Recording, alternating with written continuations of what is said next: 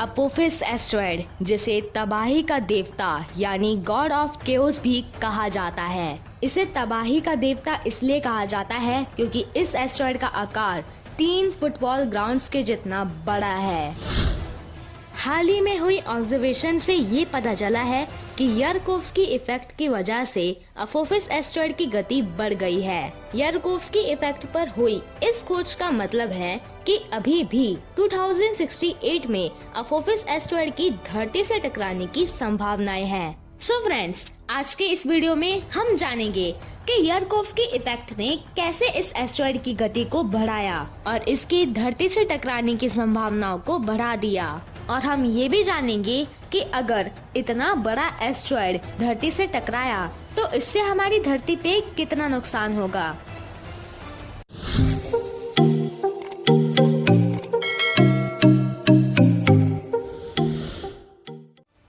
सबसे पहले तो हम ये जानते हैं कि यारकोव्स्की इफेक्ट क्या होता है और इस इफेक्ट की वजह से कैसे इस एस्टेरॉयड की गति तेज हो गई।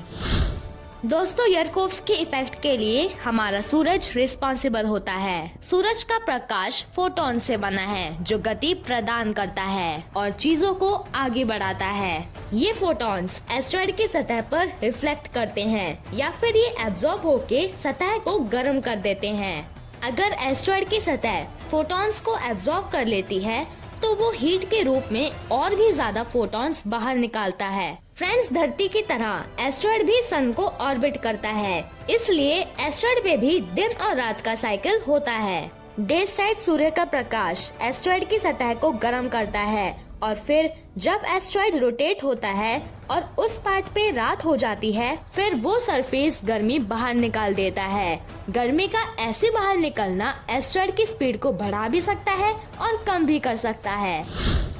यूनिवर्सिटी ऑफ हवाई इंस्टीट्यूट के रिसर्चर्स के अकॉर्डिंग यारकोव्स्की इफेक्ट ने इसकी गति को तेज कर दिया है। सूरज की किरणें इस एस्टेरॉयड को पुश कर रही हैं और इस वजह से ये एस्टेरॉयड हमारी धरती की तरफ बढ़ रहा है। सुबारू टेलीस्कोप द्वारा प्राप्त की गई नई जानकारियों से हमें ये पता चला है कि ये एस्टेरॉयड 170 मीटर पर ईयर की गति से आगे बढ़ रहा है और 2068 में हमारी धरती को इम्पैक्ट करने के लिए ये गति काफी है। अगर ये एस्टेरॉयड हमारी धरती से टकराया तो इसका प्रभाव मिलियंस ऑफ TNT के बराबर होगा।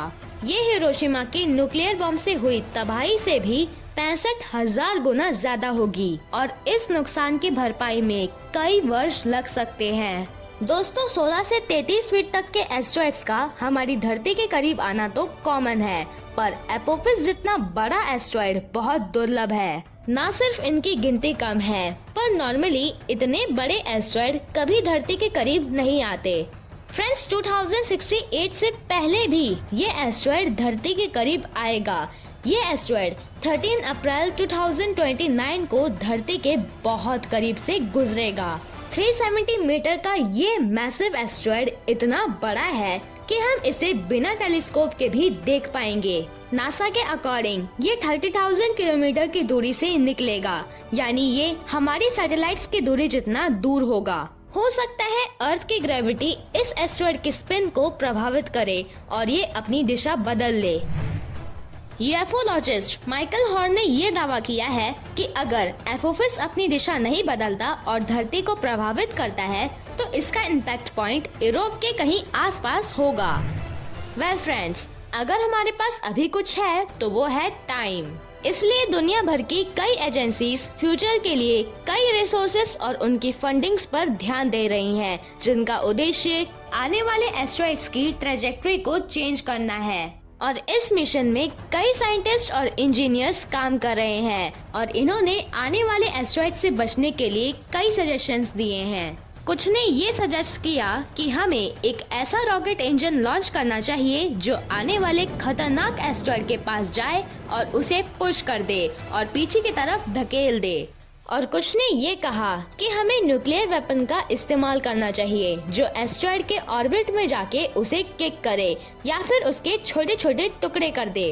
और इन आइडियाज ने डार्ट जैसे मिशन को स्टार्ट किया है। डार्ट का फुल फॉर्म है डबल एस्ट्रॉइड रीडायरेक्शन टेस्ट, जो कि नासा एंड ESA का कोलैबोरेट मिशन है और इस मिशन को आने वाले खतरनाक एस्ट्रॉइड्स की दिशा को चेंज करने के लिए स्टार्ट किया गया है। होपफुली ये मिशन सक्सेस हो जाए और एपोफिस जैसे बड़े एस्ट्रॉइड से हम अपनी सुरक्षा कर सके।